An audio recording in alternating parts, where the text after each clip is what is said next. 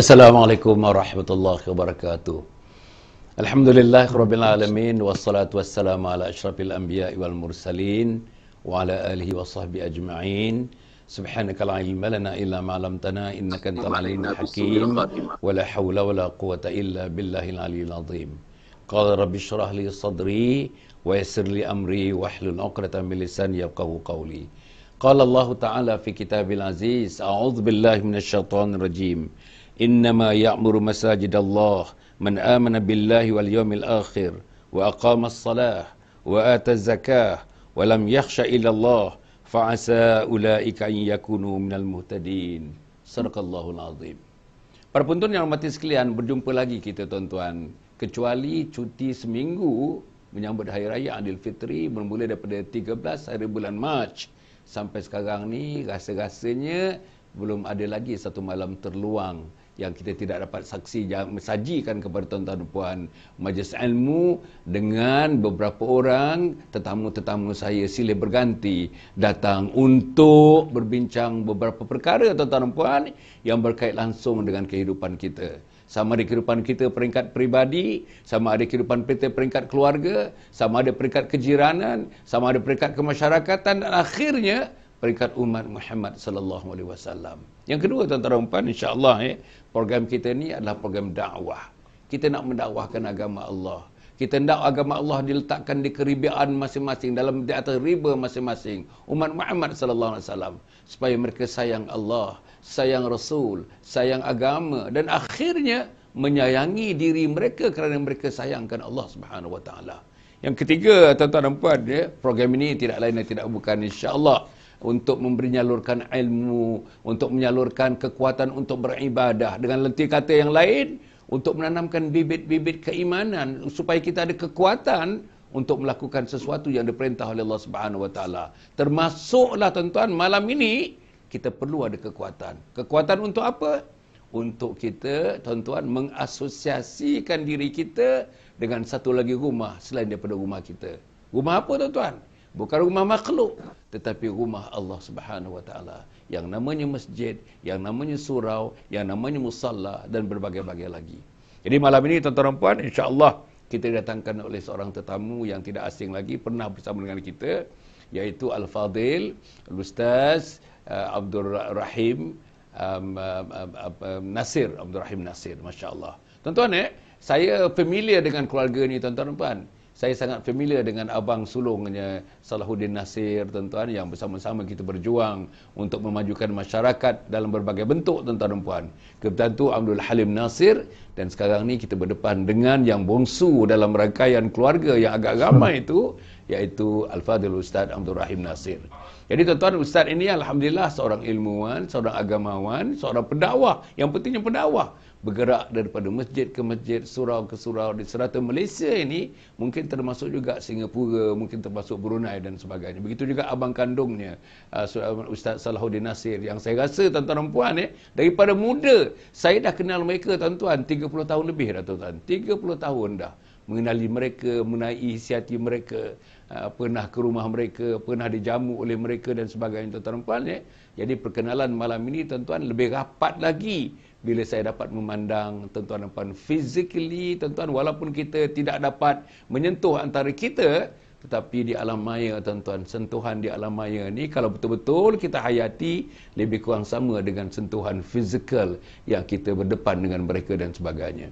Tuan-tuan dan puan, insya-Allah apa khabar Ustaz? Apa khabar?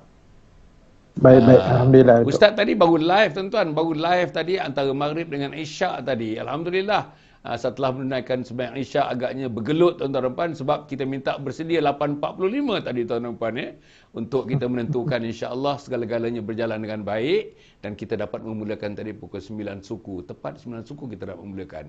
Kita akan bersiaran 1 jam tuan-tuan sampai pukul 10 suku pada malam ini, membincangkan tajuknya dibuat cara negatif begitu tuan-tuan dan puan, sebab inilah realitinya. Apa dia? Menjauhi masjid, menjauhi rumah Allah Subhanahu wa taala. Ustaz, kalau misalnya tajuknya menjauhi masjid ini, apa agaknya mukadimah yang paling baik yang nak disampaikan dalam masa 5 minit ini kepada para penonton ribuan yang menyaksikan kita pada malam ini? Silakan Ustaz. Bismillahirrahmanirrahim. Assalamualaikum warahmatullahi wabarakatuh. Waalaikumsalam warahmatullahi wabarakatuh. Alhamdulillahi rabbil alamin. Wal aqibatu lil muttaqin.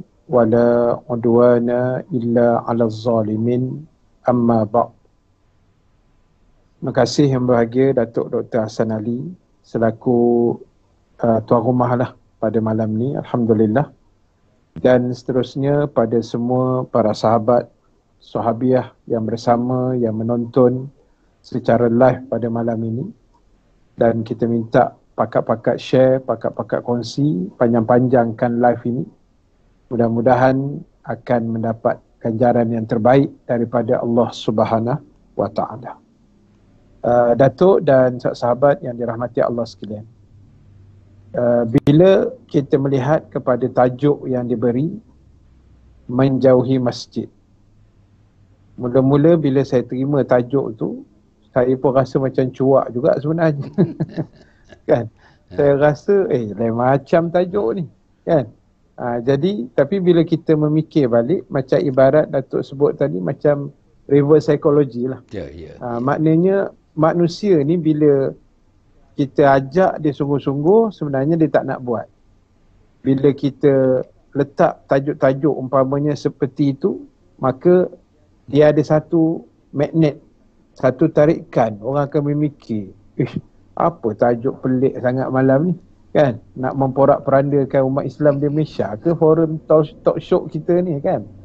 Tapi sebenarnya Datuk dan sahabat sekalian, jauh di sudut hati kecil kita, insya-Allah sebenarnya tidak ada niat melainkan dalam suasana yang kita dah lalui hampir 3 bulan ini, sebenarnya COVID-19 telah banyak mendidik kita dan membuka minda kita supaya kita lebih memikir, lebih berhati-hati, lebih membuat persiapan, lebih bersedia dan lebih mencintai rumah Allah. Sejujurnya, saya untuk sharing lah. Semalam, itulah kali pertama saya masuk ke surau pada kuliah maghrib malam semalam. Saya masuk surau Al-Kawthar, Wangsa Melawati. Ini antara surau-surau di wilayah yang sudah beroperasi dan boleh untuk dimakmurkan dengan kuliah maghrib dan kuliah subuh mengikut SOP yang sepatutnya. Jadi, bila hampir saya rasa 100 hari lebih saya tidak jejak kaki ke masjid surau, dan malam tadi saya dapat, malam Jumaat pula, saya rasa sangat-sangat, orang kata sangat terharu, sangat bersyukur, sebab baru kita tahu itulah sebenarnya nikmat antara yang terbesar dalam hidup kita, bila dapat pijak kaki ke rumah Allah setelah sekian lama disekat dan terhalang oleh COVID dan seumpamanya.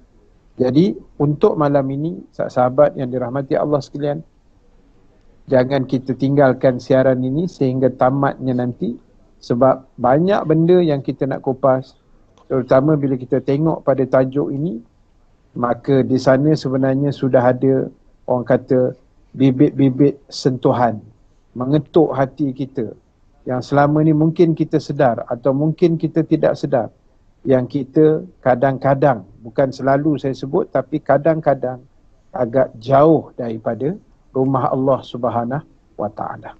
Jadi Datuk, itu sedikit mukadimahnya, mudah-mudahan Allah merahmati Ustaz.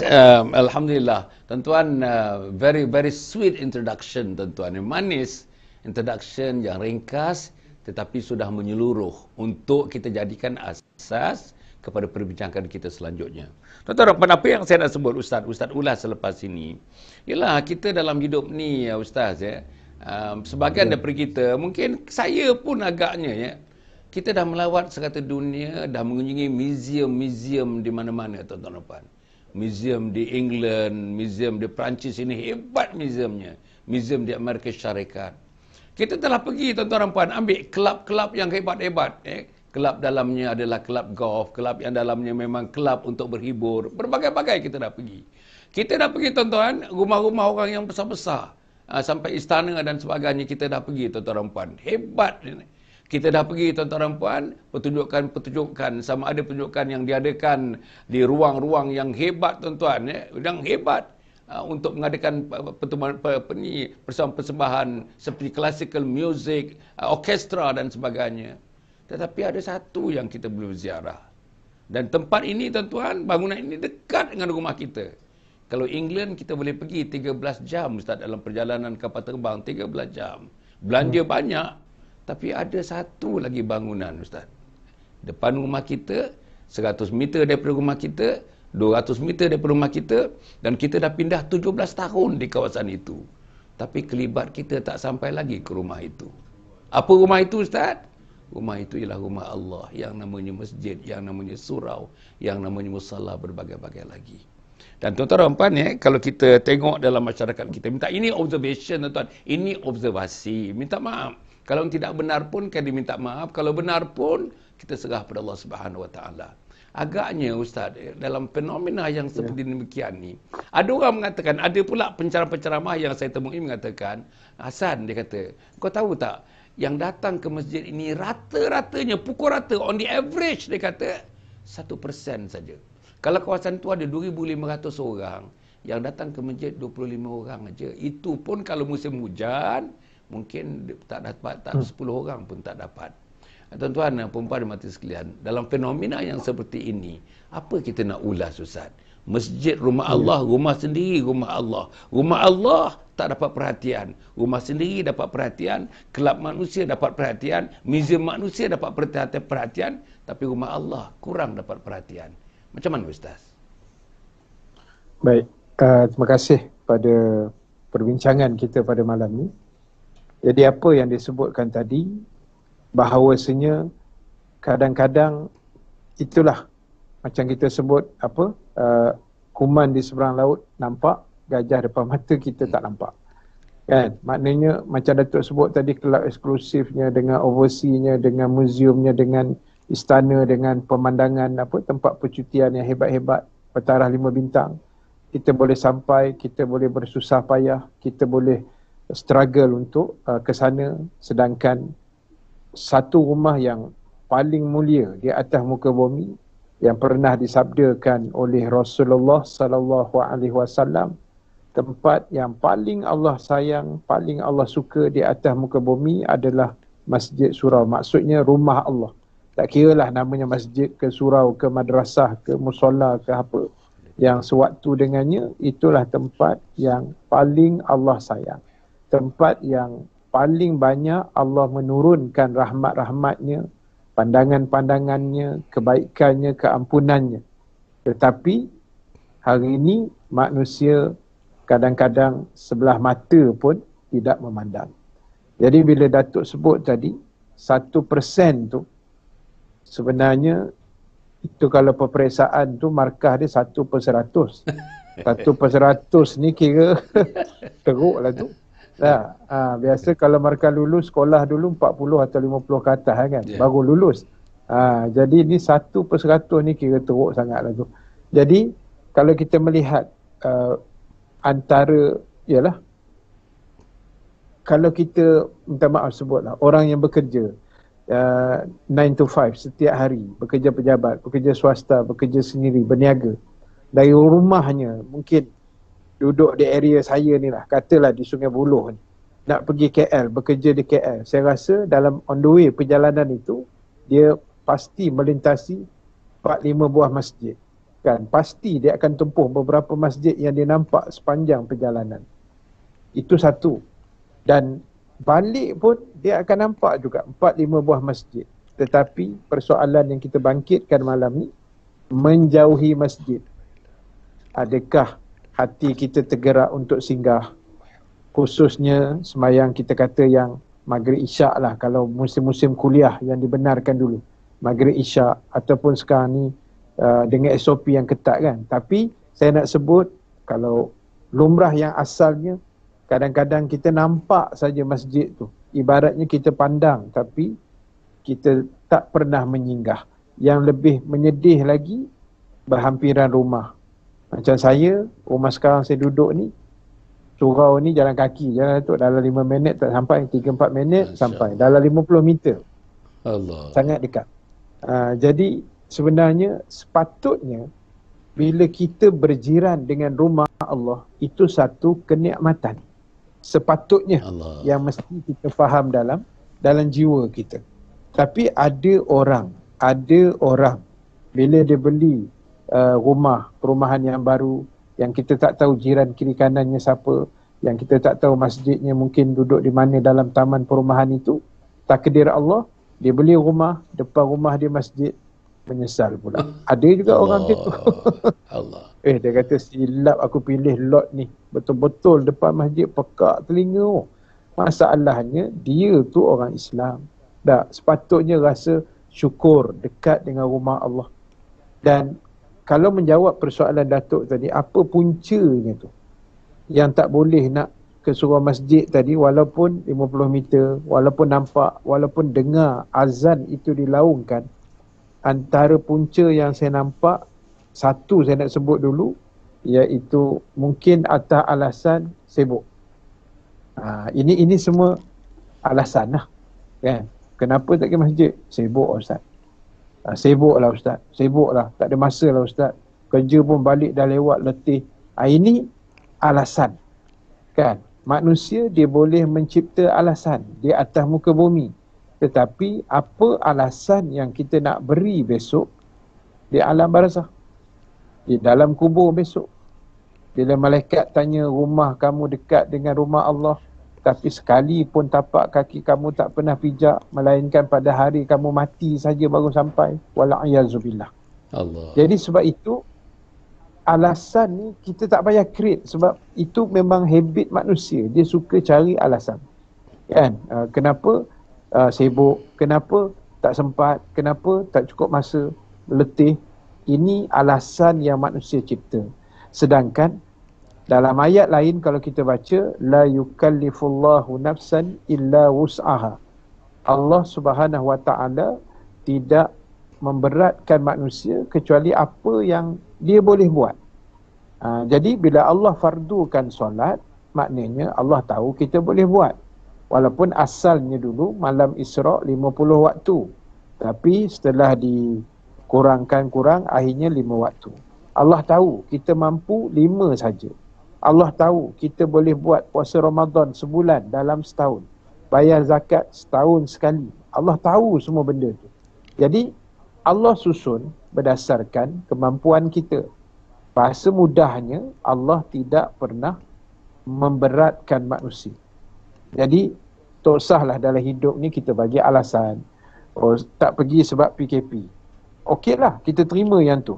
Tapi before PKP atau after PKP, macam ayat-ayat yang dah banyak keluar dalam Facebook sekarang ni, yang sebelum ini komplain, kata masjid tutup, surau tutup, berkobar-kobar lah, kononnya nak pergi Datuk. Tiba-tiba bila sebahagian masjid, terutama di wilayah Selangor, mungkin masjid terpilih, boleh buka solat fardu, solat Jumaat tadi, boleh kuliah maghrib isyak dengan maghrib subuh dengan SOP-nya, pun tak datang juga Datuk. Sama je, kan? Macam semalam pun saya pergi, minta maaf sebutlah, muka yang sama juga. Walaupun surau tu penuh lah, sebab semayang kena jarak-jarak 1 meter kan. Mana satu saf tu ada 5-6 orang saja. Membawa lah sampai ke tirai muslimat belakang tu. Dan saya tengok semua muka yang ada malam tadi, muka yang sama. Maknanya wallahu alam, tak ada kesan ke yang berkobar-kobar tu hanya orang kata berkokok saja, tapi jasadnya tak sampai juga. Hanya pandai jadi orang kata keyboard warrior saja dalam Instagram ke Facebook, media sosial dan sebagainya. Tetapi akhirnya tak sampai juga. Itu yang kita bimbangkan. Jadi poin saya yang pertama sebelum saya serah balik pada Datuk, alasan itulah. Sibuk lah, itulah ini. Sedangkan orang kata sibuk ni Datuk dan sahabat sekalian, benda yang takkan habis. Kita buat kerja ni, kerja dunia ni takkan habis. Kalau Datuk tanya isteri Datuk, anak-anak perempuan Datuk, tanyalah makcik-makcik, ibu-ibu, hajah-hajah. Dia orang perempuan ni dengan kain ni, dia takkan habis sampai mati. Dengan kain. Masa dia anak dara, mak dah suruh basuh kain. Lepas tu jemur kain. Lepas tu angkat kain daripada penyidai tu kan. Lepas tu lipat kain, gosok kain. Cerita dengan kain ni sampai dia dah bercucu bercicit. Buat apa tu nenek basuh baju cucu. Tak habis cerita kain ni, tak akan habis. Daripada ingat lepas kahwin kok berehat, dah basuh baju anak pula, baju suami pula bertambah. Lepas tu cucu pula cicit, bertambah-tambah. Alasan tu takkan habis sampai kita mati. Jadi poin pertama saya tadi, kesibukan itu kita managekan elok-elok lah. Sebab apa pun dalam hidup ni, disiplin, management, time management, ini semua benda yang boleh orang kata menyusun perjalanan hidup kita dengan baik dan teratur, insya-Allah. Masya Allah. Para penonton yang hormati sekalian, bagaimana ulasan daripada Al-Fadhil Ustaz Abdul Rahim tadi, tuan-tuan dan puan, tentang ialah macam mana kita walaupun jarak dekat tapi kelibat tidak dapat dilihat di masjid. Apalagilah kalau kita berjauhan dan sebagainya. Tuan-tuan, dan fenomena ini kalau ikut tadi Ustaz, sama saja. Bahkan Allah datangkan satu musibah yang tak pernah datang lagi. 100 tahun yang lalu pun tak ada, 100 tahun yang akan datang pun mungkin tak ada. Fenomena yang namanya tuan-tuan COVID-19. COVID-19 ni dah membunuh, dah kena hampir 9 juta, dekat 10 juta dah tuan-tuan. Dekat 10 juta dah. Di Amerika Syarikat saja dekat tuan-tuan dan dekat 100, dekat 500 ribu. Dekat 500 ribu dah mati tuan-tuan dan puan. Dan Amerika Syarikat masih menjuarai lagi nombor 1 dalam dunia. Padahal mereka mempunyai teknologi kesihatan, teknologi perubatan yang paling canggih dalam dunia, tuan-tuan. Tapi kehendak Allah Subhanahu Wa Taala. Dalam keadaan begitu pun, kalau ikut Ustaz tadi kata, Ustaz memberikan ceramah sebelum Covid dan Ustaz memberikan ceramah selepas Covid. Semalam tuan-tuan, kemarin. Sama aja dia kata. Orang yang sama, muka yang sama. Maknanya, kalau COVID-19 itu tidak mengajar kita, tidak memberikan keinsafan kepada kita, nanti kita nak cerita Ustaz. Macam mana kedudukan hati kita? Hidup tak hati kita? Separuh hidup tak hati kita? Atau mati dah hati kita ni Ustaz? Sebab itulah tajuk malam ni, menjauhi masjid, tuan-tuan. Bukan kita, macam Ustaz, pembukaan Ustaz tadi, cukup baik pembukaan Ustaz tadi. Bukan kita nak kutuk siapa-siapa, bukan nak sindir siapa-siapa, tapi inilah realiti dalam kehidupan yang perlu diperbaiki kerana kita orang Islam dan kita hidup sebagai orang Islam dan mati sebagai seorang Islam. Jalan hidup sebagai Islam dan mati sebagai Islam, antara jalannya, tuan-tuan tadi dibacakan ayat, iaitu kita mesti memakmurkan rumah Allah Subhanahu Wa Taala. Siapa pemakmur-pemakmurnya? Tuan-tuan, anak laki tuan-tuan, anak saudara tuan-tuan, menantu tuan-tuan, saya, seluruhnya. Marilah tuan-tuan kita makmurkan rumah Allah Subhanahu Wa Taala. Atas nama kemakmuran rumah Allah Subhanahu Wa Taala, tentang sibuk, alasan sibuk. Tuan-tuan, Allah tak boleh terima alasan katakan sibuk. Nabi tak sibuk ke tuan-tuan? Nabi ketua negara, Nabi ketua tentera, Nabi ketua pentadbiran, Nabi ketua keuangan, Nabi ketua keluarga. Apa lagi Nabi tidak, tuan-tuan dan puan? Tapi Nabi hampir tak pernah sembahyang di rumah. Sembahyang fardunya tidak pernah di rumah, tuan-tuan. Tak pernah. Nabi, tuan-tuan dan puan, bila Nabi nak wafat, dalam keadaan sakit yang agak teruk, dia minta sahabat-sahabat mempapah dia. Kemana nak pergi, tuan-tuan? Papah dia pergi ke masjid. Dalam papah dilaporkan, tuan-tuan, dia jatuh. Papah lagi. Jatuh. Papah lagi. Sampai ke masjid. Antaranya buat pertama kalinya, dia menyebutkan kepada Abu Bakar, ya Abu Bakar, imamkan solat ini.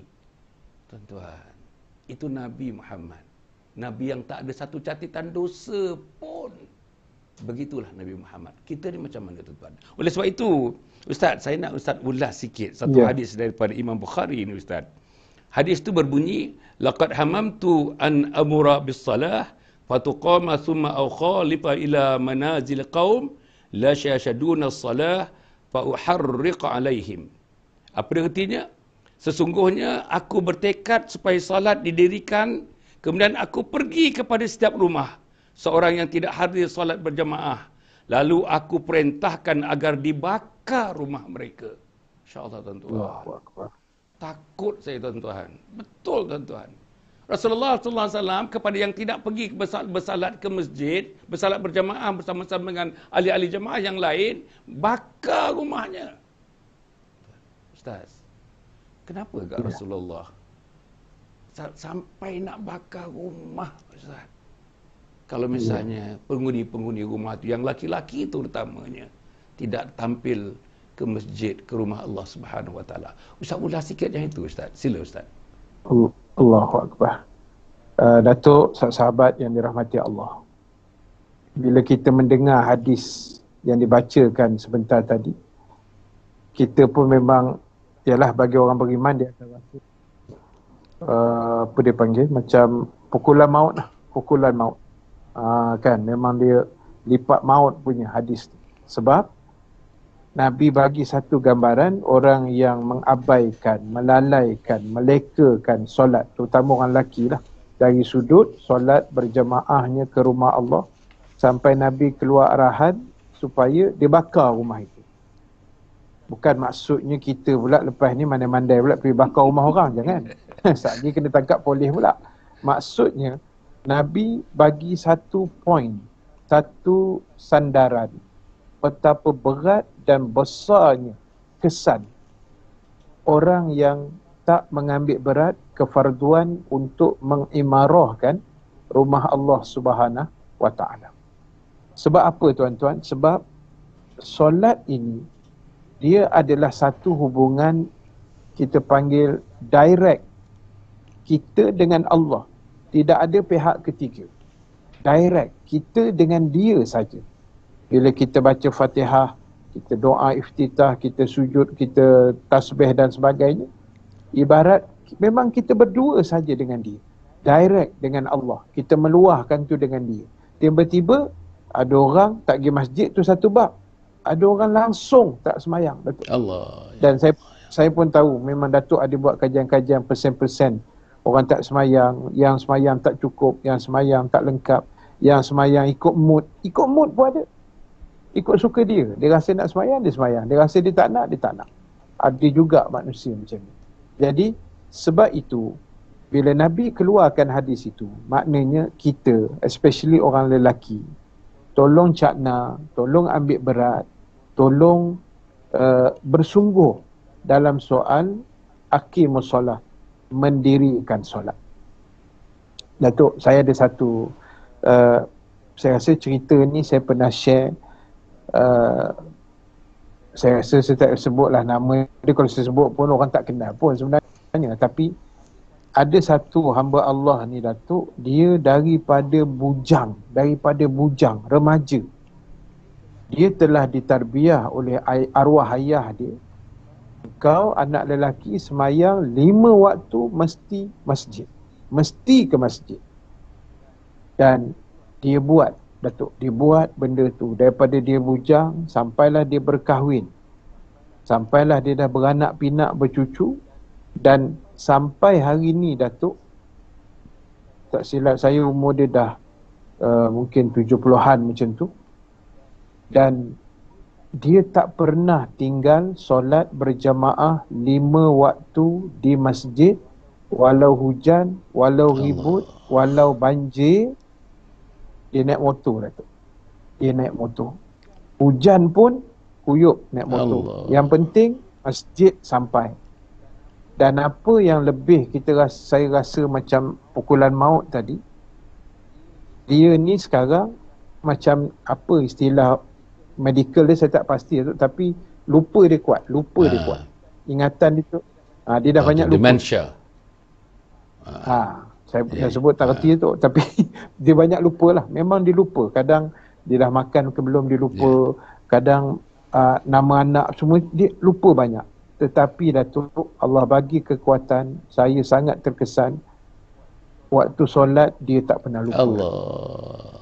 Waktu solat je dia tak pernah lupa. 1:30 Zuhur umpamanya, pukul 1 dia dah siap dah. Tak motor berum pergi masjid. Yang itu dia tak pernah lupa. Walaupun bila dah pergi masjid, dia balik rumah dia boleh sesat. Dia lupa rumah dia kat mana. Sampai anak dia pasang GPS pada motor. InsyaAllah. GPS tu supaya takut, yelah ayah dah tua kan. Dia kira nak masjid, dia tak peduli. Dia musafir ke, masa dia bekerja di JPM dulu pun, dengan arwah Datuk Ismail Kamus pun, memang solat tak pernah tinggal dan memang solatnya di rumah Allah Datuk. Jadi benda tu pada saya jadi satu inspirasi. Walaupun saya tak ada kekuatan juga nak buat seperti itu, tapi bila saya sharekan cerita ini, maknanya mudah-mudahan 200-300 orang yang melihat live kita malam ni dapat ambil inspirasi tu Datuk, insya-Allah. Masya Allah. Ustaz, hujung Ustaz cerita tadi Ustaz, saya tak tahulah. Hujungnya tu, yang lain boleh lupa, nama anak boleh lupa, nama jalan boleh lupa, apa pun boleh lupa, agaknya nama isteri pun boleh lupa ada kalanya. Dah makan, belum makan pun boleh lupa, tapi satu dia tak lupa, iaitu salat dia tak lupa. Waktu salat dia tak lupa, masjid dia tak lupa. Tuan-tuan, mungkin ada orang reverse daripada itu Ustaz. Reverse daripada situ. Maknanya tuan-tuan, yang lain dia ingat, yang lain dia ingat, hanya masjid dia lupa. Salat dia lupa. Betul. Yang lain dia ingat. Golf dia ingat, tenis dia ingat, memancing dia ingat. Tuan-tuan puan melancong ke negeri China dia ingat. Cerita-cerita lama-lama dia ingat. Tapi satu dia tak ingat, dia lupa. Masjid dia lupa, sembahyang dia lupa. Ustaz, kalau ini berlaku pada diri kita Ustaz, malang sangat malang Ustaz. Sangat-sangat malang. Dan saya nak kemalangan ini, malang ini, para penonton yang saya muliakan sekalian, saya nak bacakan juga sepotong hadis lagi daripada Imam Muslim.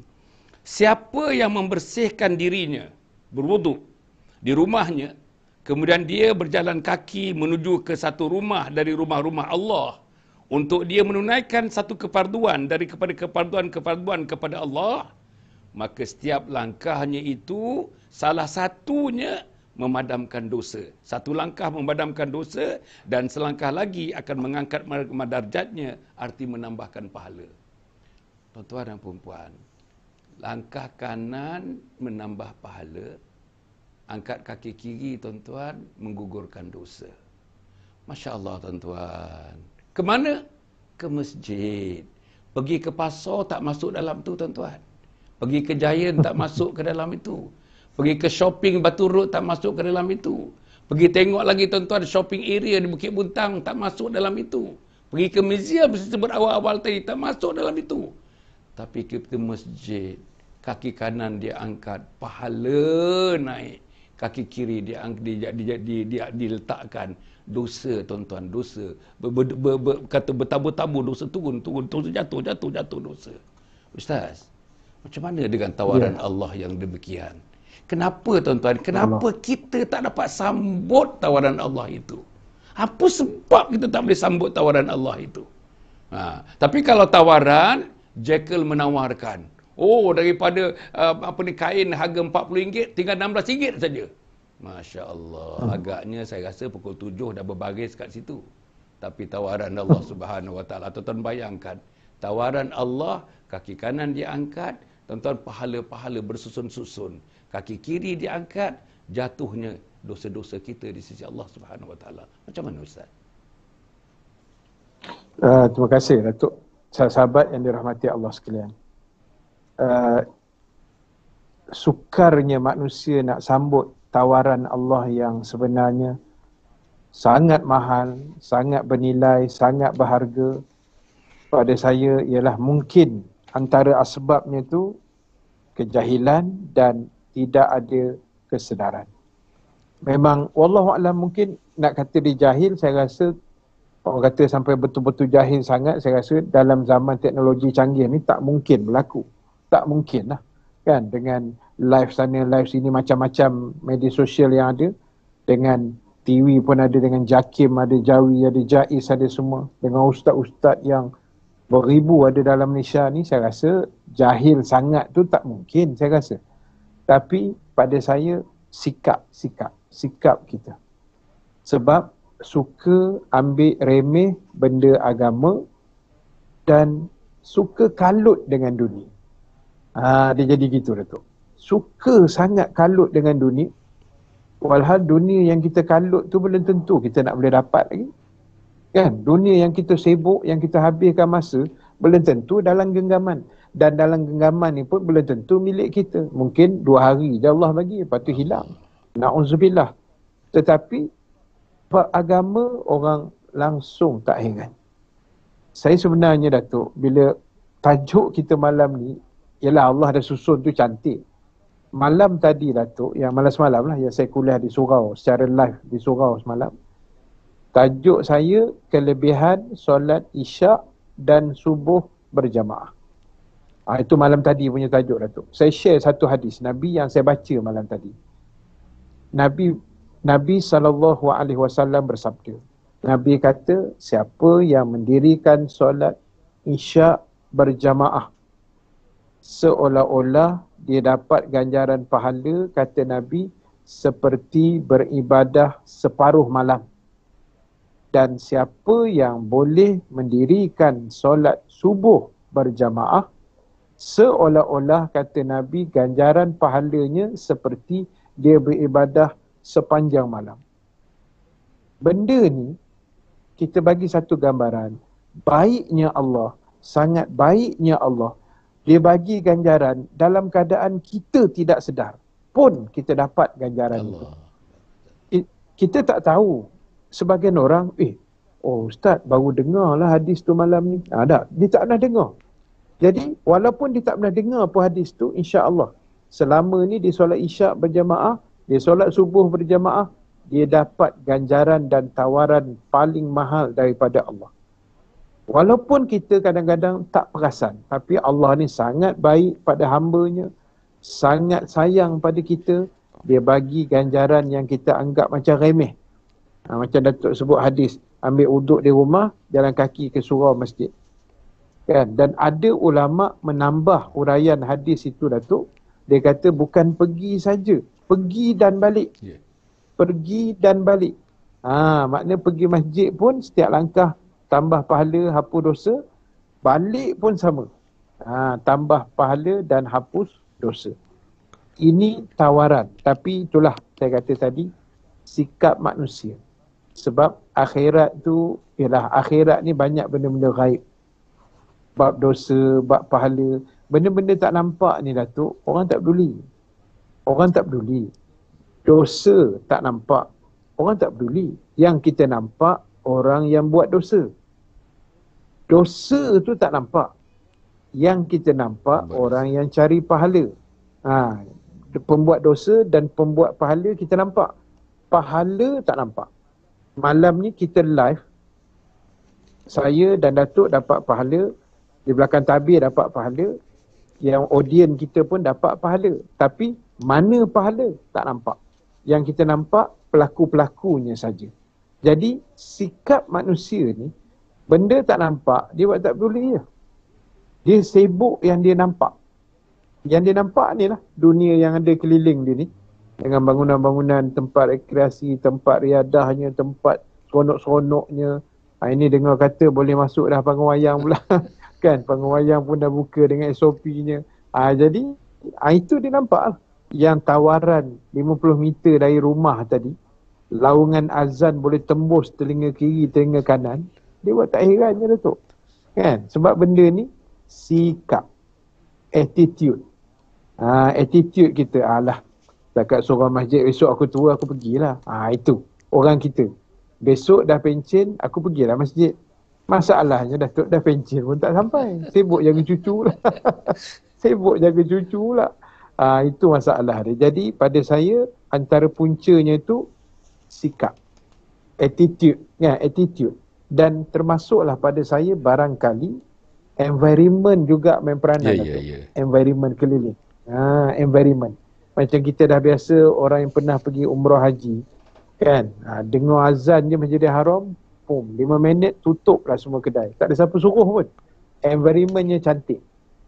Kedai mah pun tutup gitu. Pak guard pun tak ada kat situ. Tak ada siapa nak curi mah tu. Kan? Saya pernah tengok money changer di situ Datuk. Duit guni-guni, dia tuang macam tu je.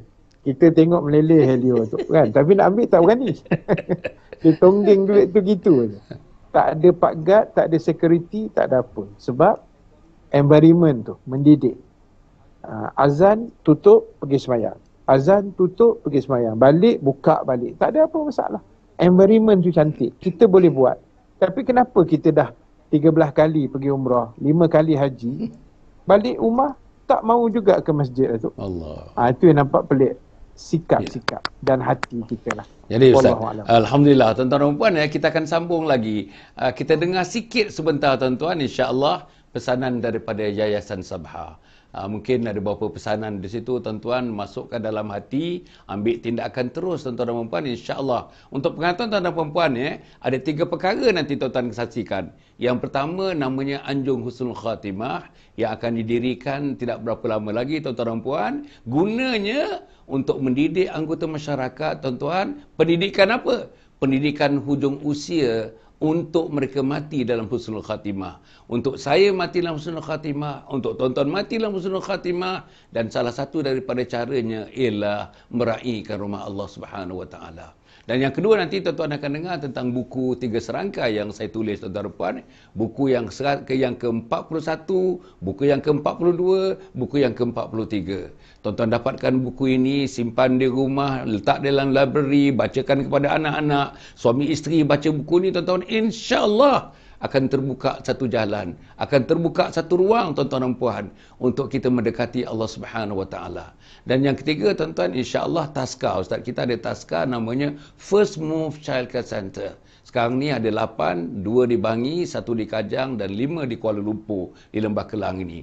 Apa pun baru 1 tahun 3 bulan, belum meraih keuntungan lagi ya. Bila dah raih keuntungan inilah yang akan disalurkan kepada Anjung Husnul Khatimah. Sebab kita memerlukan keuangan untuk menentukan insya-Allah Anjung Husnul Khatimah terus berfungsi sampai bila-bila pun terus akan berfungsi. Jadi selain daripada tuan-tuan menderma, perlu ada tuan-tuan saluran daripada keuangan ini. Inilah benda-bendanya yang kita lakukan untuk semata-mata dipersembahkan kepada Allah untuk mendapatkan redha Allah. Jadi kita tengok sekarang dan kita dengar sekarang tuan-tuan. Sila. Anjung Husnul Khatimah ialah sebuah projek bagi mengisi saudara keperluan insan-insan di permukaan bumi ini, iaitu untuk mati dalam husnul khatimah sesuai dengan doa kita, Allahumma khtim lana bihusnul khatimah wa la takhtim alaina bisu'il khatimah.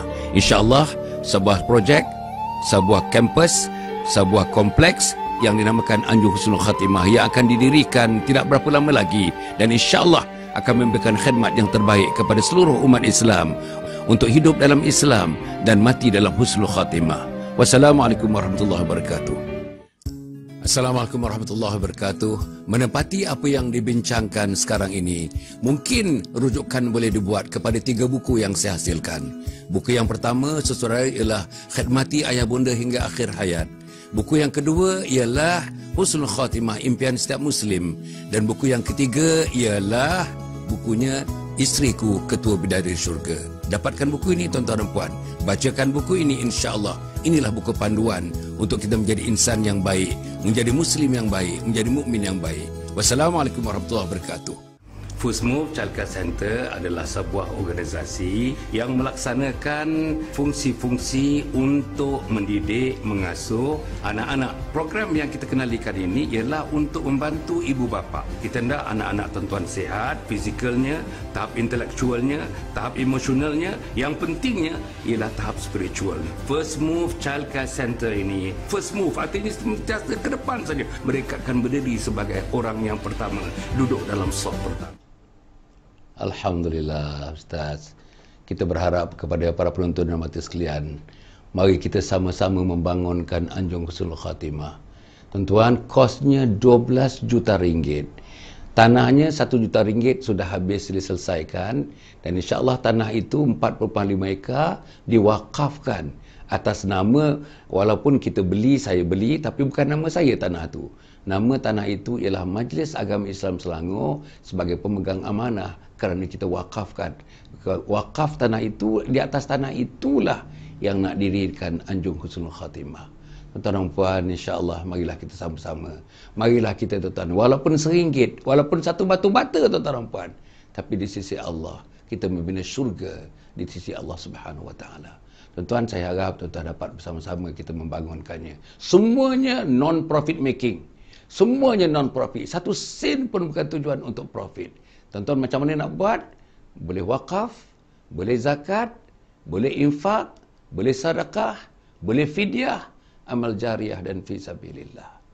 Tuan-tuan, insya-Allah mudah-mudahan Allah memberikan kekuatan kepada kita dan kekuatan kepada saya dan teman-teman seluruhnya untuk melihat projek ini dibangun. Kalau dapat dibangunkan nanti tuan-tuan, satu-satunya di Malaysia. Projek untuk membina manusia, untuk mendidik manusia, untuk mati dalam husnul khatimah. Daripada umur 40 tahun, 50 tahun, 60 tahun, sampailah 90 tahun, 100 tahun datanglah ke tempat ini insya-Allah. Nombor dua, tuan-tuan, untuk anak-anak kita Ustaz. Untuk anak-anak kita daripada 15 tahun, 20 tahun, 30 tahun, 40 tahun, 50 tahun, asal ada mak bapak mereka. Kita hendak anak-anak ini mengkhidmati mak bapak dengan penuh akhlak-akhlak yang ditunjukkan oleh Nabi Muhammad, yang diminta oleh Allah Subhanahu Wa Taala. Macam mana tuan-tuan? Untuk anak-anak kita jaga kita masa sihat. Anak kita supaya jaga kita masuk kita sakit. Anak kita jaga kita, tuan-tuan, merawat kita, mengkhidmati kita waktu kita berdepan dengan malaikat maut, waktu sakratul maut, yang kita memerlukan orang mentalkinkan kita, mengajar kalimat la ilaha illallah Muhammad Rasulullah. Anak yang tak jaga sembahyang tak boleh buat ini. Anak yang tak pergi masjid tak boleh buat ini. Anak yang tak duduk dalam majlis ilmu tak boleh buat ini, tuan-tuan. Masya Allah. Inilah tuan-tuan, kita perlu anak-anak yang saleh, anak yang salehah. Dan ajur husnul khatimah, bapaknya bapak yang saleh, maknya yang mak salehah. Dan anak yang saleh, anak yang salehah. Bergabung insya-Allah. Penuhlah nanti kita menduduki pintu syurga Allah, memasuki syurga Allah Subhanahu Wa Taala. Tuan-tuan dan puan yang mati sekalian, ya. Ustaz, kita meneruskan sikit lagi Ustaz. Sikit lagi kita meneruskan. Saya nak baca satu lagi hadis Ustaz. Ini ialah tentang hadis ini, tuan-tuan dan puan, ialah sebutan dan amalan Nabi Muhammad sallallahu alaihi wasallam yang dirakamkan dan disampaikan kepada kita untuk menjadi panduan, pegangan dan juga menjadi bahan untuk kita menuju kepada kehidupan ini, membawa kehidupan ini mengikut sunnah Nabi Muhammad sallallahu alaihi wasallam yang dihendaki oleh Allah Subhanahu Wa Taala. Satu hadis lagi Ustaz, maghbarrat qadama 'abdin fi sabilillah fatamassahun nar. Apa artinya? Tidak akan disentuh oleh api neraka kedua kaki hamba yang berdebu yang menuju ke jalan Allah, yang menuju ke masjid dalam konteks ini, tuan-tuan. Tak disentuh. Debu-debu tu tak disentuh, tuan-tuan. Tak disentuh.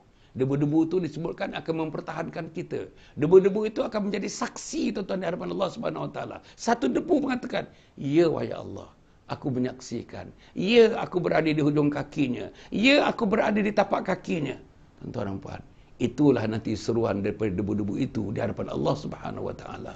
Jadi Ustaz, ini juga tawaran yang besar, Ustaz, tawaran yang besar. Tadi Ustaz sebut sikap, Ustaz sebut environment dan sebagainya. Macam mana kita nak bentuk sikap yang positif? Kita paksakan diri kita dengan environment diri, environment keluarga, environment kejiranan itu dapat dipadukan supaya kita dapat menggarap, Ustaz, debu-debu tu. Bukan debu-debu pergi memancing saja, bukan debu-debu pergi pergi beriadah saja, tapi debu-debu yang melekat kerana kita bawa kaki itu menuju ke rumah Allah Subhanahu Wa Taala. Sila Ustaz.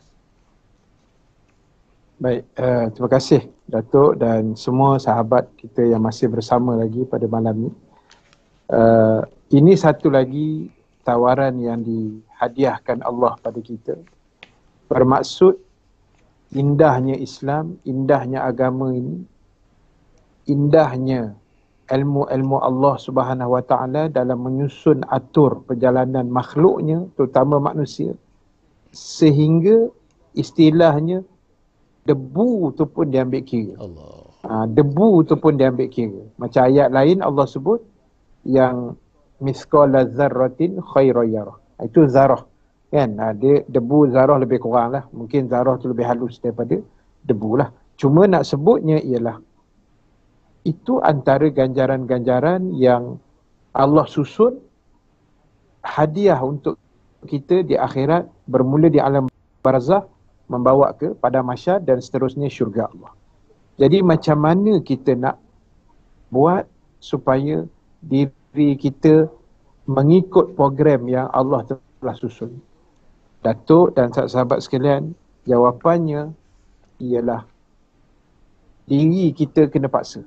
Kita kena memaksa diri kita untuk melakukan kebaikan. Kita kena paksa diri kita untuk bangun awal pagi. Kita kena paksa diri kita untuk menuntut ilmu. Kita kena paksa diri kita untuk berjamaah ke rumah Allah. Kita kena paksa diri kita untuk infak, sedekah, jariah. Sebagaimana yang Datuk wawarkan dalam iklan tadi, satu anjung yang terbaik yang saya tengok setakat ni yang belum lagi ada dalam negara kita dan saya rasa mana-mana pun di dunia ini. Jadi, benda-benda macam ni pada saya memerlukan disiplin. Paksaan atas diri. Nanti dia bagi dalil pula Datuk. La ikraha fiddin. Dia kata tak ada paksaan dalam agama. Kan? Sebab manusia hari ni dia lebih pandai dari ulama'. Itu masalah dia. Kan? Ayat Quran tu habis, dia kona lipatnya, diputar beliknya ayat itu. Jadi, yang itu bab lain. Yang itu maknanya kita tak boleh paksa orang bukan Islam untuk memeluk Islam. Itu cerita ayat itu. Tapi untuk kita yang sudah Islam ini, bila kita ikrar, kita bersyahadah, asyhadu an la ilaha illallah wa asyhadu anna Muhammadar Rasulullah. Itu akidah kita, itu ikatan kita, MOU kita dengan Allah dan Rasul. Iaitu kita menaik saksi tiada Tuhan yang selayaknya disembah melainkan Allah dan Rasulullah itu kekasih dan pesuruh Allah. Itu MOU yang kita ikat. Jadi masalahnya selepas kita ikat MOU, kenapa kita langgar MOU tu? Kan? MOU tu kita langgar balik. Walhal kita dah ikat. Sebab tu dia panggil akidah. Akidah ni, dia daripada perkataan akad. Akad ni dia ada dua. Satu kita panggil akad nikah. Akad jual beli. Yang itu ulama' bincang, itu akad yang bersifat sementara. Ibarat macam kita pergi sekolah dulu-dulu, zaman kita sekolah tu, kita pakai kasut yang bertali. Tali kasut tu kita ikat, dia panggil bukan simpul mati. Dia macam apa dia panggil Datuk? Simpul hidup. Simpul hidup, Ustaz. Simpul hidup. Simpul hidup. Maknanya senang, kita tarik sebelah tu, dia tercabut. So bila kita pakai kasut sekolah, kita simpul hidup tali tu. Maksud dia boleh buka balik. Kita sampai di makmal, kita kena buka kasut. Kita pergi surau, buka kasut sekolah. So kita boleh tarik tali tu, dia tercabut. Dan kasut boleh buka. Begitulah macam akad nikah. Dia bukan simpul mati, Datuk. Dia boleh terbuka balik. Na'udzubillah, dengan maksud boleh berlakunya perpisahan. Penceraian hidup umpamanya. Dia boleh berlaku benda tu. Na'udzubillah. Sebab itu ulama' kata, itu akad jual beli. Sama juga, kita dah beli barang tu, ada cacat cela, boleh pulang balik. Itu akad dia, boleh pulang balik umpamanya. Tapi akidah, itu dipanggil simpul mati. Itu tak boleh buka dah. Tak boleh buka sampai ke mati. Itu dipanggil akidah. Jadi sebab itu, bila kita dah berakidah, okay, I am Muslim, aku seorang Islam, aku mengaku aku orang Islam. Kita kena ikut rules apa yang Islam dah letak. Okey, kau nak jadi orang Islam, syarat nombor 1, kena semayang. Syarat nombor 2, kena solat. Kena puasa, kena zakat, kena haji, kena sedekah, kena baca Quran, kena itu, bla bla bla bla, sampai habis. Saya tak nak lah. Kalau tak nak, minta maaf, bahasa kasar, keluar lah. Itu bahasa kasar lah. Macam kita lah. Kita duduk depan camp, Datuk. Depan camp, kalau di Taiping tu banyak camp tentera kan, camp askar. Katalah kita duduk depan camp. Kalau saya nak bagi contoh camp Sungai Besi, dah tak ada apa dah, tinggal besi je. Kan, tentera pun tak ada dekat situ. Jadi, rumah kita depan camp. Yang wajib berkawat setiap pagi, dipanggil latihan kawat kaki. Lepas subuh dah terpacak dah atas dia punya dataran camp askar tu. Yang wajib berkawat ialah askar, bukan kita. Yang kita pula luar pagar tu berkawat sekali, dah pasal apa? Nanti orang hantar kita rambutan pula, dia ni gila ni pakai kopiah berkawat tepi pagar kan. Kita tak wajib sebab kita bukan askar. Yang wajib kawat ialah askar saja. So sekarang ni kita dah Islam, wajiblah semayang. Seperti mana wajibnya askar tadi kawat, seperti mana wajibnya askar tadi kasutnya mesti berkilat setiap hari, senapang dia mesti dipolis setiap hari, rambutnya pun jenis pendek saja, tak boleh bela-bela rambut panjang. Sebab aku nak jadi tentera, aku kena ikut disiplin yang pihak tentera aturkan. Sekarang ni aku ni mengaku Islam. So aku kena ikut apa yang Islam aturkan. Simple saja sebenarnya. Tapi benda tu dia jadi rumit. Kan? Sebab jadi rumit tu, wallahualam mungkin salah kefahaman ataupun kurangnya ilmu ataupun memang attitude yang saya sebut di awal tadi. Sebab itu pada saya benda-benda macam ni kena paksa diri. Kena paksa bangun pagi. Kena paksa semayang. Macam kita paksa anak kita lah.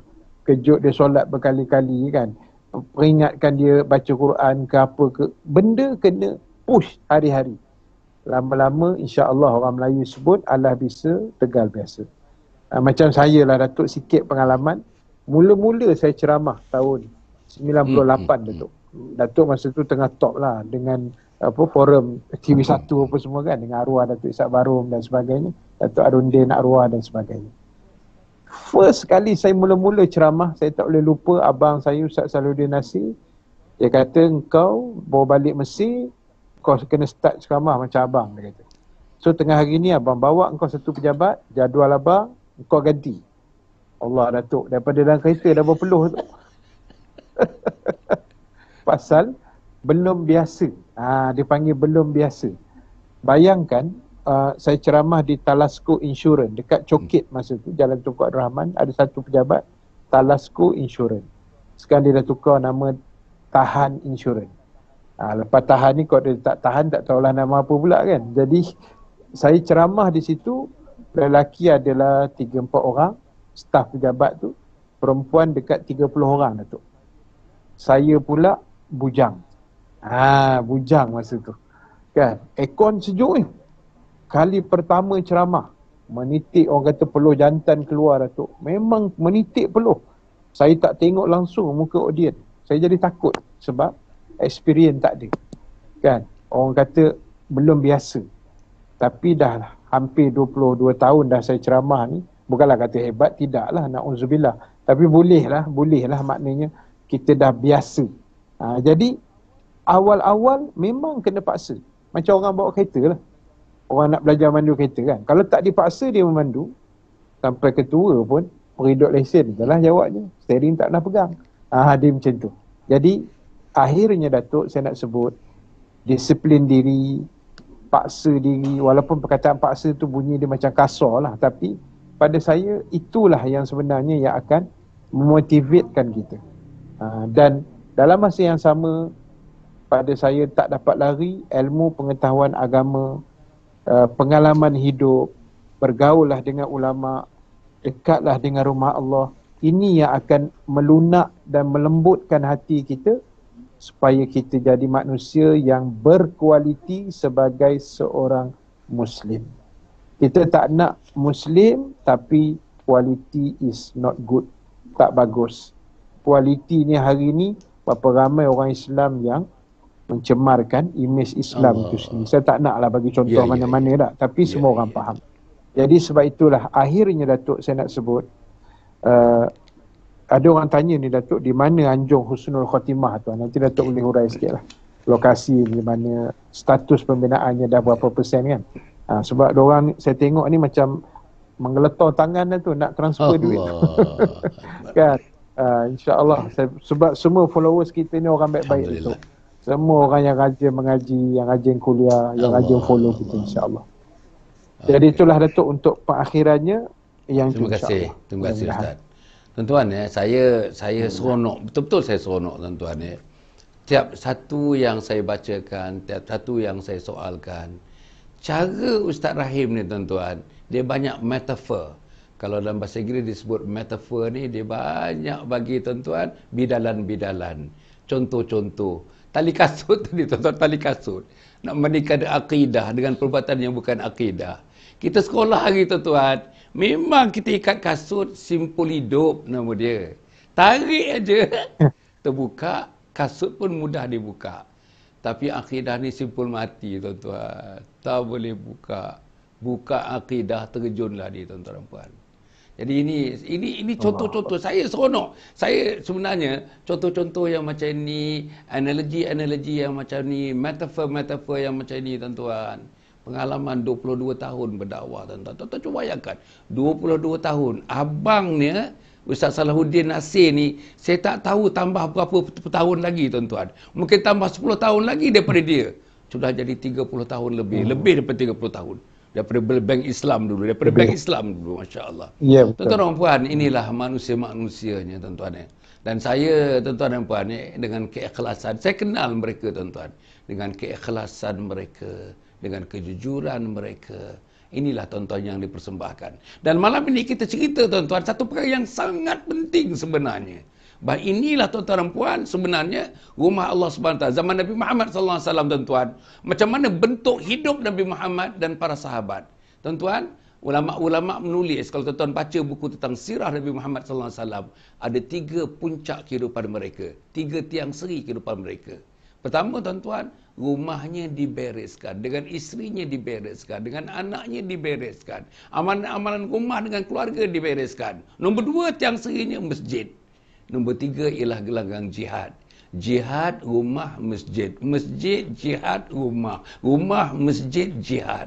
Saudara, kita di mana, tuan-tuan? Rumah tak beres. Pagi bergaduh, petang bergaduh dengan isteri, tuan-tuan. Tak beres, rumah tak beres. Anak-anak tak beres. Anak perempuan ada 3 orang kat rumah, tuan-tuan. Seorang pun tak pakai tudung lagi. Tak beres, tuan-tuan, tak beres. Satu lagi, masjid. Rumah, masjid. Masjid tak beres. Ini yang kita bincangkan, tuan-tuan. Tajuk yang kita bincang ni, inilah dia, tuan-tuan. Menjauhi masjid. Maknanya tak beres. Rumah Allah kita tak beres. Nabi, tuan-tuan, minta bayang, tuan-tuan. Bakar rumah. Yang tak pergi masjid, bakar rumah dia. Nak membereskan kehidupan. Pentingnya masjid dalam kehidupan kita. Kemudian yang ketiga, tuan-tuan. Ini dia. Gelanggang mujahadah. Berjihad, tuan-tuan. Ni malam tadi ada ceramah. Hari ini saya paksa pula dia datang kemari, tuan-tuan. Berceramah online bersama dengan kita, dengan untuk tuan-tuan dan puan. Besok lain pula, besok lain pula, besok lain pula. Kalau tak ada COVID ni, tuan-tuan dan puan, saya tak dapat ni. Bercakap pun tak dapat, nak tambat dia pun tak dapat. Tuan-tuan, inilah perjuangan kita. Abang ni Salahuddin Nasir, tuan-tuan. Saya tak tahulah perjuangannya, tuan-tuan. Halim Nasir punya perjuangan dan sebagainya. Dan teman-teman yang lain. Teringat saya perjuangan misalnya Datuk Ishak Bahrum, Datuk Harun Din, Datuk Hassan Din. Tuan-tuan dan puan, yang baru meninggal Datuk Ismail Kamus. Ini, tuan-tuan, saya hidup dengan mereka 30 tahun lebih, tuan-tuan dan puan. Inilah pejuang-pejuang. Sebab itu nama mereka disebut. Mati dah, tuan-tuan. Tapi nama Harun Din, setiap hari pasti ada orang menyebutnya. Sebab, tuan-tuan, Harun Din berpusing satu dunia ni, tuan-tuan dan puan. Untuk mendakwahkan agama Allah, untuk membantu manusia yang sakit, insya-Allah, tuan-tuan, ada pengumbatan Islamnya yang bersandar kepada Allah Subhanahu wa taala, untuk membantu mereka sembuh kesembuhan itu, untuk mereka rukuk dan sujud menyembah Allah Subhanahu wa taala. Dan inilah yang mereka lakukan, tuan-tuan. Sebab itu, tuan-tuan, kerja mereka, kesannya kita nampak. Kesan kepada diri, kesan kepada masyarakat kita nampak. Dan akhirnya saya ingin menyebutkan, tuan-tuan, tentang masjid ini. Masya Allah, tuan-tuan. Nanti, Ustaz, di Anjung Husnul Khatimah tu ada masjid, tu ada masjid. Dalam Anjung, tuan-tuan, ada masjid yang boleh memuatkan 500 ke 700 orang begitu, tuan-tuan. Besar juga masjidnya. Tuan-tuan, apa di Anjung Husnul Khatimah ni? Saya nak sikit je dalam masa 1 minit, 2 minit. Anjung Husnul Khatimah ni ialah satu bangunan kompleks, tuan-tuan dan puan, berharga semua sekali dengan tanah 13 juta ringgit. Apa yang kita nak sediakan? Kita nak sediakan modul pendidikan hujung usia. Nama dia pendidikan hujung usia untuk mati dalam husnul khatimah. Itu, tuan-tuan. Pendidikan hujung usia untuk mati dalam husnul khatimah. Yang berstruktur, yang ada silabus, yang ada kurikulum, yang ada bangunan, yang ada fasilitis, yang ada penceramah, yang ada coachnya, tuan-tuan dan puan. Yang, tuan-tuan, insya-Allah fasilitis itu, kesediaan itu bertaraf 3 bintang. Datanglah, tuan-tuan, 3 bintang. Makanannya 3 bintang, kerehatannya 3 bintang, tilamnya 3 bintang, bantalnya 3 bintang, layanan makan minumnya 3 bintang, sajiannya 3 bintang. Saya nak bagi yang terbaik kepada umat Muhammad. Nak bagi yang terbaik kepada mereka yang agak-agaknya, rata-ratanya boleh hidup kurang daripada 10 tahun daripada sekarang, tuan-tuan dan puan. Kita nak bagi yang terbaik kepada umat supaya dia menghadap dengan Allah Subhanahu wa taala dengan cara yang paling baik di sisi Allah Subhanahu wa taala. Tuan-tuan, untuk yang miskin, free of charge. Nanti kita ada satu jatuh kuasa penapis. Miskin free tuan-tuan. Tapi kepada mereka yang mampu, kita ada tabung nanti. Kita tak tetapkan berapa bayaran dia. Ada tabung di pintu-pintu nanti. Oleh kerana dia duduk 3 hari 2 malam, 3 hari 2 malam. 5 modul, 3 hari 2 malam. 3 hari 2 malam, 3 hari 2 malam. Kalau mereka tuan-tuan pergi ke hotel 3 bintang, makan 1 hari 4 kali, dengan layanan yang begitu, berapa nak dibayar? Jadi di pintu-pintu nanti ada tabung-tabungnya. Tuan-tuan, nilai sendiri kita tak sebutkan apa nilainya. Masukkanlah. Kalau nilainya RM10, 3 hari itu RM10 nilainya, dengan makan 4 kali, dengan sajian 4 bintang, 3 bintang itu, RM10 lah. Masukkanlah RM10. Tapi kalau misalnya tuan-tuan biasa ke tempat-tempat yang begitu, agaknya mungkin bukan RM10 lah bayarannya, insya-Allah. Jadi tuan-tuan dan puan, itu yang satu lagi yang macam saya kata tadi, yang itu yang umur 40, ni mula 40, kalau mak bapak ni 40 ke atas. Yang anak-anak ni tadi saya kata tuan-tuan, anak-anak ni ada program, ada 4 modul. Yang orang tua-tua ni tadi ada 5 modul, anak-anak ada 4 modul. 3 hari 2 malam, balik, bila-bila lapang datang. 3 hari 2 malam, balik, datang lagi 3 hari 2 malam. Saudara, anak-anak ini modulnya menghala kepada membina anak yang salih, anak yang salihah. Khidmatilah mak ayah sebagai anak yang salih, anak yang salihah. Dekatilah mak ayah sebagai anak yang salih, anak yang salihah. Talqinkan mak ayah sebagai anak yang salih, anak yang salihah. Ustaz, kita ajar dekat itu sampai kepada peringkat mak ayah mati, orang lain tak payah pegang jenazah tu. Anak-anak yang memandikan, anak-anak yang mengkafankan, anak-anak yang mengimamkan solat jenazah tuan-tuan, anak-anak yang mengusung ke kubur, anak-anak yang meletakkan ke liang lahat, anak-anak yang mentalqinkan, anak-anak yang mendoakan, dan akhirnya modul yang terakhir untuk anak-anak, mentadbir harta tinggalan ibu bapa. Tuan-tuan, saya bimbang kalau ada RM1, 1 sen daripada harta tinggalan mak bapak yang dibelanjakan bertentangan dengan syarak. Tuan-tuan, roh ibu dan ayah akan terus terseksa di dalam alam barzah.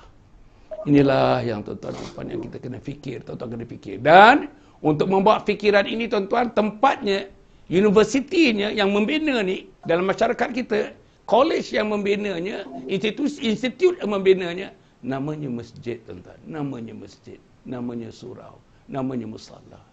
Jadi marilah tuan-tuan dan puan, insya-Allah dengan semangat yang Ustaz Abdul Rahim menyebutkan kepada kita tadi tuan-tuan, ambillah tuan-tuan dan puan, insya-Allah.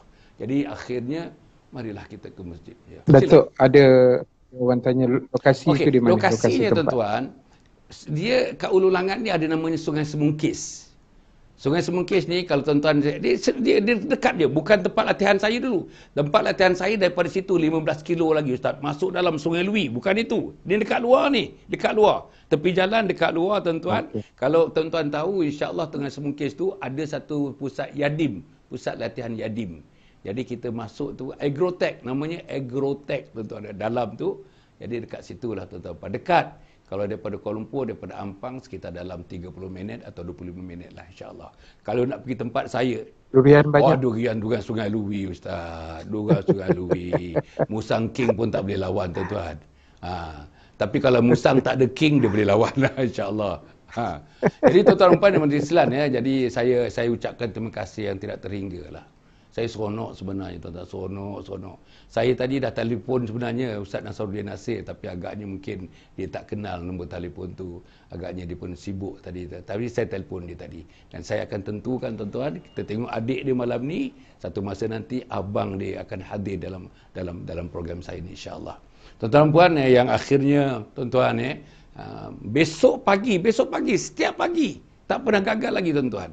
Namanya titisan embun pagi. 15 dalam 3,5 jam tuan-tuan dan puan, seolah-olah antara kuliah subuh hingga kuliah duha, insya-Allah. Lepas tu tuan-tuan, besok kita dah mula dah. Hari Sabtu, hari Ahad saja, hari lain tak ada. Sabtu Ahad Ustaz pukul 12.30, tepat 12.30 kita mainkan video yang terbaru. Video ni pendek aja, 15 ke 20 minit, menceritakan perkara-perkara yang terakhir mengenai amalan Islami dalam diri, dalam keluarga yang betul jadi tonton, yang perlu ditonton oleh tuan-tuan dan puan. Dan malam besok 9.15, malam besok tuan-tuan, macam malam ini, malam besok insya-Allah kita akan bertemu lagi dengan tetamu saya yang lain pula tuan-tuan dan puan. Cukup setakat itu, sekali lagi Ustaz, terima kasih banyak-banyak Ustaz ya. Sama. Dan saya dapati tuan-tuan bila kita bersiaran ni Ustaz, Masya Allah Ustaz, saya rasa ni orang yang ikut daripada 13 hari bulan 3 tu, 13 Mac sampai sekarang ni, boleh dikatakan orang itu ikut sepanjang malam, sepanjang siang Ustaz. Orang yang sama. Dan disebutkan Facebook meletakkan mereka sebagai top fan. Tak kurang daripada 200 orang top fan tuan-tuan yang memang mengikuti kita. Alhamdulillah. Kalau saya bersyarah di masjid, di depan ada 20 orang. Di surau dekat bersyarah, di depan ada 10 orang. Tapi yang ini tuan-tuan, ada 20,000 orang, ada 15,000 orang di hadapan kita tuan-tuan, insya-Allah.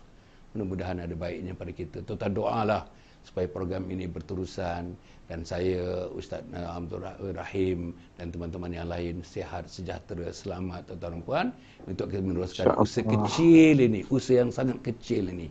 Tapi di sisi Allah kecil macam mana pun, di sisi Allah sangat besar tuan-tuan apa yang kita lakukan ini, insya-Allah. Cukup setakat itu tuan-tuan. Terima kasih kepada tuan-tuan. Salam saya kepada suami, salam saya kepada isteri, salam saya kepada mak dan ayah, salam saya kepada seluruhnya. Tidur malam ini awal sikit, besok bangun pagi sikit.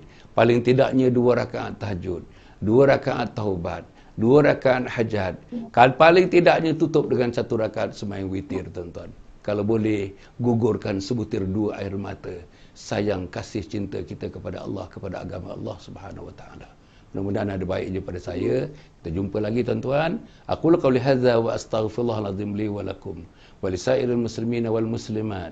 Innahu huwal ghafurur rahim. Wassalamualaikum warahmatullahi wabarakatuh. #salam husnul khatimah. Anjur Husnul Khatimah ialah sebuah projek bagi mengisi saudara keperluan insan-insan di permukaan bumi ini, iaitu untuk mati dalam husnul khatimah sesuai dengan doa kita. Allahumma khtim lana bihusnul khatimah wa la takhtim alaina bisu'il khatimah. InsyaAllah sebuah projek, sebuah kampus, sebuah kompleks yang dinamakan Anjur Husnul Khatimah yang akan didirikan tidak berapa lama lagi, dan insyaAllah akan memberikan khidmat yang terbaik kepada seluruh umat Islam untuk hidup dalam Islam dan mati dalam husnul khatimah. Wassalamualaikum warahmatullahi wabarakatuh. Assalamualaikum warahmatullahi wabarakatuh. Menepati apa yang dibincangkan sekarang ini, mungkin rujukan boleh dibuat kepada 3 buku yang saya hasilkan. Buku yang pertama, saudara, ialah Khidmati Ayah Bunda Hingga Akhir Hayat. Buku yang kedua ialah Husnul Khatimah, Impian Setiap Muslim. Dan buku yang ketiga ialah bukunya Isteriku Ketua Bidadari Syurga. Dapatkan buku ini tuan-tuan dan puan. Bacakan buku ini, insya-Allah. Inilah buku panduan untuk kita menjadi insan yang baik, menjadi muslim yang baik, menjadi mukmin yang baik.